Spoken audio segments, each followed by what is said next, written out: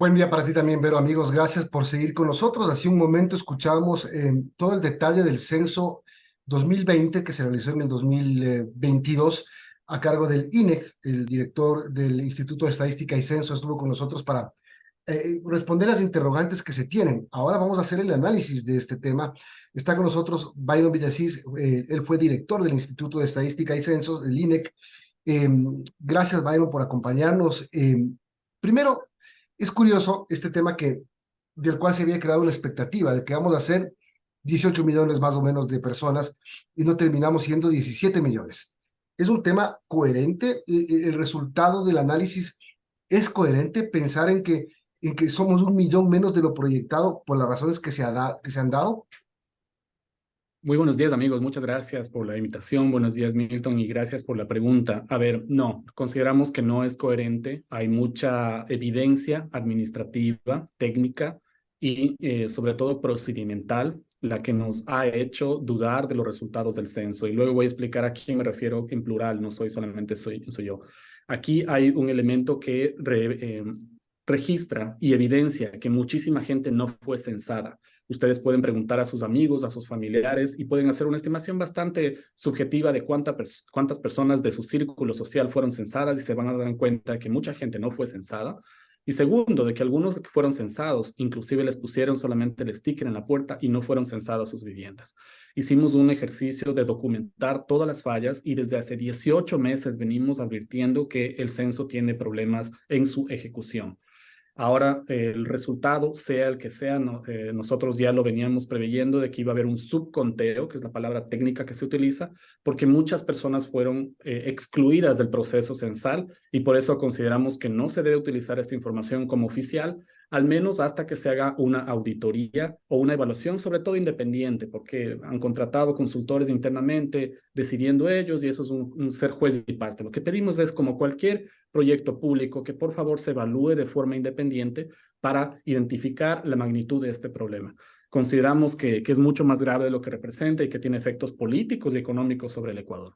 Ahora, este tema, yo aquí con mis compañeros hice una encuesta así, en el grupo de trabajo antes de entrevistar la semana pasada a Roberto Castillo, y de 10 personas que pregunté, 5 me dijeron que no fueron censadas. Y él me dio una razón, dijo, me habló de los estratos altos, etcétera, y estas personas no son estratos altos para empezar.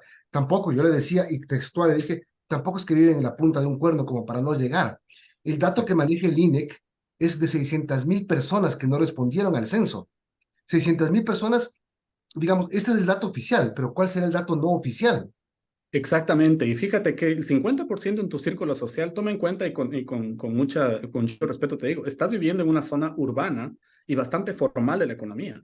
¿Qué pasa? Imagínate hacer ese mismo ejercicio en zonas rurales y en zonas informales de la economía. Por eso hay gente que literalmente, y no estoy exagerando, hay gente en las zonas indígenas que ni siquiera se entera hasta ahorita que hay censo, se están enterando con los resultados del censo.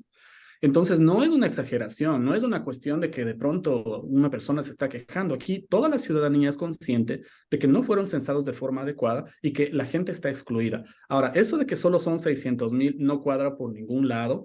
No hay una evaluación todavía, ni siquiera por parte de las personas que ellos han contratado. Ese número 600.000 ni siquiera ha sido verificado de una forma independiente y de forma autónoma. Inclusive si es que así fuese, eso significaría que no estamos hablando de 16.9 millones de ecuatorianos, sino menos de 16 millones y medio. Y aún así hay que hablar de dos temas que son fundamentales. La calidad de la información, porque una cosa es censar a todos y otra cosa es censar bien. Metieron preguntas que a la gente le hizo rechazar por cuestiones de estar preguntando cosas delicadas. Otra vez preguntaron cuestiones de forma muy diversificada, unas personalmente, otras al frente de tus papás, otras por teléfono. Tenemos evidencia de que gente se censó por WhatsApp y luego mezclas todo eso en una licuadora, haces una ensalada y dices, ahí está el resultado.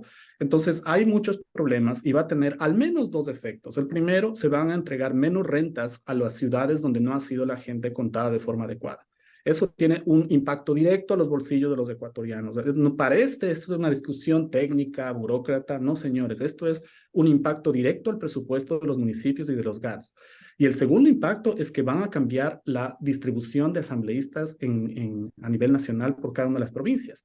Por cada 200.000 habitantes o 50.000, que es lo que dice la norma, tú mereces otro asambleísta. Si 600.000 personas no fueron censadas, declarado por ellos, y sabemos que es mucho más, están cambiando el mapa político del país de forma ficticia. Entonces, parece que es una discusión entre ahí burócratas o técnicos. No, señores, esto es un tema que nos atañe de forma muy inmediata y sobre todo le atañe a las autoridades que van a ser elegidas porque van a tener información con la que no pueden confiar para tomar decisiones. Lo único que pedimos e insistimos, no se trata de personas, no se trata de irse contra las personas que han decidido, se trata de que se audite el proyecto, lo que ejecutaron. Cualquier proyecto con plata pública tiene que ser auditado de forma independiente. No sabemos por qué le rehuyen con tanto pánico a una auditoría. Ya se dice que para el 2025 van a ser 12 asambleístas más, 149 asambleístas se elegirían con los resultados del censo. Ahora, si hablamos de que efectivamente fueran 600.000 personas las que no respondieron al censo, esto, tomando en cuenta la estadística de censos anteriores, es una cifra muy alta, media, normal, baja, ¿qué? Es muy alta porque normalmente una tasa de omisión, esa es la palabra técnica que se tiene, una tasa de omisión debería estar bordeando el 3%. El censo del 2010 tuvo 3, el censo del 2001 me parece que tuvo 4, el del 90 tuvo 3 puntos algo. Siempre he estado bordeando en eso, porque la ventaja era que paralizabas a todo el país.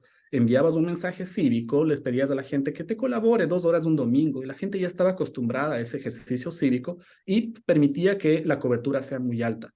Si es que fuese el caso de los 600.000 que nosotros no consideramos, que es mucho más, y aparte tomamos en cuenta que con lo que se debería evaluar o comparar es con el dato de la proyección, que es más de 18 millones de habitantes. Si tienen alrededor de 15 millones en realidad censado, estamos hablando de una subcobertura o una omisión de alrededor de 15%. Entonces, ya esto no es un censo, y como lo dijo un exdirector del INE, que de hecho es de otra posición política, esto ya no es un censo, es simplemente una encuesta grande, deja de ser un censo. Y hasta que no sea evaluada por una tercera parte independiente, no debería ser considerado un censo, es simplemente una gran encuesta y hay que ver si es que se le puede dar una utilidad agregada, porque simplemente los resultados no cuadran. Solamente vean lo que pasa con la población afro. Se desaparece el 50% de la población afro porque sí. Entonces no puede manejarse tan a la ligera estadísticas tan delicadas. Son las 8:37. Estamos hablando con Byron Villasís, es director del INE.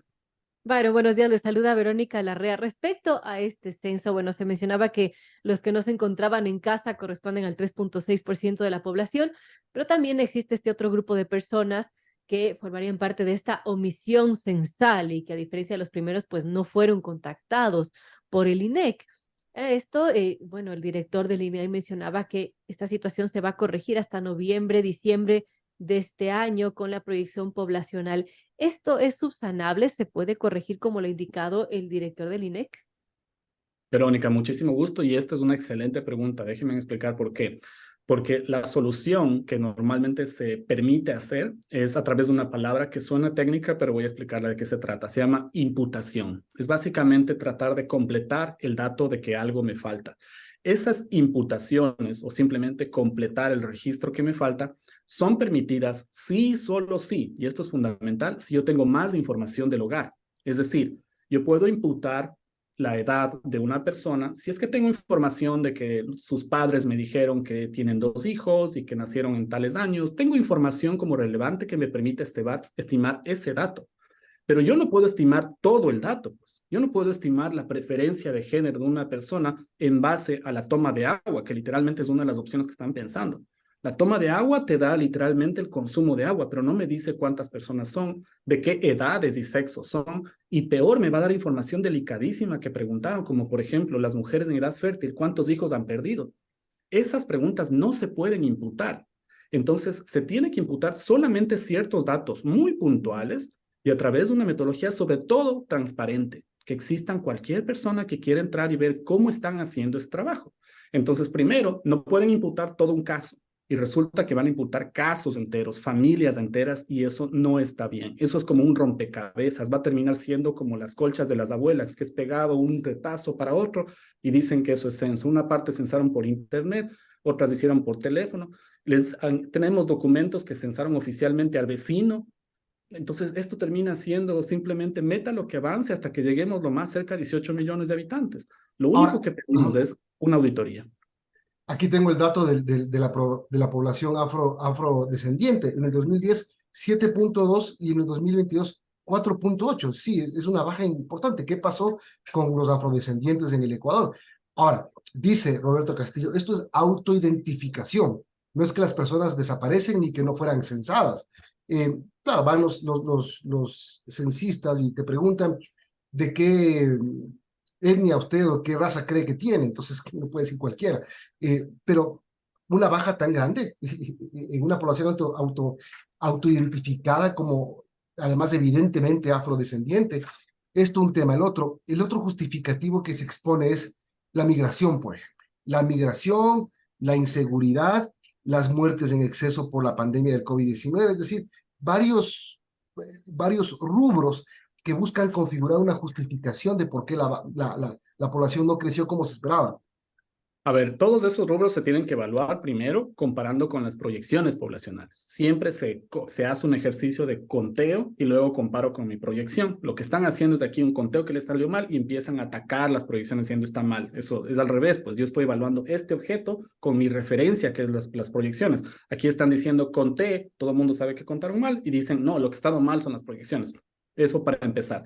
Segundo, esta cuestión de los afros. A ver, es un tema muy delicado y muy importante. En todo el mundo, no solo en Ecuador, en todo el mundo, primero el INEC informa a las comunidades que vas a hacer un censo. Les dice, coordinemos una campaña de sensibilización, se va a hacer un censo en X tiempo, por favor ejecutemos una campaña, hablen con sus líderes. De hecho, el INEC entrega presupuesto para hacer una campaña y ahí las comunidades se activan y se ejecuta el censo y se obtiene un dato. Ese es el mecanismo tradicional que ni siquiera debería causar sorpresa. ¿Qué es lo que pasó en Ecuador 2020-2022? Las comunidades se enteran ya cuando están en campo y muchas comunidades empiezan a reclamar, a decir, oigan, me debieron haber informado. Me debieron haber dicho que teníamos que hacer una campaña de sensibilización. Y no es que se quejaron por redes sociales, por WhatsApp o es un chisme. Mandaron escritos, fueron a hablar hasta en la asamblea. Hay escritos en instancias judiciales donde les dicen, señores, no nos están informando adecuadamente. Tenían que haber coordinado con nosotros una campaña de socialización. Y antes de que termine el censo, hay documentos, por si acaso, de ellos, de que son comunidades indígenas y afro. Antes de que termine el censo, ellos les dicen, no vamos a aceptar porque a nosotros no nos avisaron para coordinar. Entonces, no se puede decir, no sé, es que se están cambiando porque es autoidentificación étnica, entonces es su culpa. Es responsabilidad del INEC porque debió haber coordinado con ellos y hay documentos que verifican que ellos mismos se están quejando a tiempo, antes de que termine el censo, de que no se coordinó con ellos. Número uno. Y número dos, finalmente, siempre las autoidentificaciones étnicas de grupos excluidos como los afro se subestiman por obvias razones, porque son poblaciones excluidas, porque son poblaciones difíciles de llegar o por cuestiones hasta de idiosincrasia de discriminación. Nunca al revés, pues no es que yo me declaro afro y después resulta que me declaro mestizo. Claro. Es al revés, es exactamente al revés. Entonces, es cuestión de revisar un poquito la lógica, revisar los textos y de revisar lo que están gritando literalmente las comunidades de indígenas y afro. Y sobre todo también hay documentos también de los montubios, que a tiempo, en diciembre del 2022 les dijeron, no vamos a aceptar esos resultados porque nosotros no participamos en este proceso. Y ahora resulta que les están diciendo que no sé, es culpa de ustedes. No es tan sencillo y más bien se tiene que hablar de forma más... ¿Qué institución tiene que hacer la auditoría del censo? Hay dos auditorías que se deberían hacer. Una, el tema administrativo, porque también resulta que es el censo más caro de la historia. Tenían que haber terminado en diciembre, después terminaron en marzo, que junio, terminaron muchísimo más tarde. Todo el Ecuador sabe que la gente decía, van a ir los resultados. Entonces, hay temas administrativos muy delicados que tienen que evaluarse y eso es la Contraloría. Cualquier proyecto público tiene que evaluar de forma transparente en la Contraloría. Luego tiene que hacerse una evaluación técnica. Normalmente se hace a través de una encuesta post-censal. Esa encuesta post-censal tiene que evaluar una universidad, puede ser internacional o cualquier ente, pero el punto es que sea independiente, que no sea el mismo INE que dice yo quiero que Juanito, Pepito y María sean mis evaluadores. Es medio absurdo que tú mismo le estés pagando a tu evaluador porque el evaluador va a hablar bien de ti, pues. Entonces, lo que se pide es una auditoría administrativa y una técnica que puede ser cualquier persona que ni siquiera tenga que ver con nosotros, por si acaso, cualquier persona independiente que sepa de censos de una universidad internacional y que evalúe lo que están haciendo. Solo después podríamos considerar la posibilidad de que esto sea manejable o no como una cifra oficial.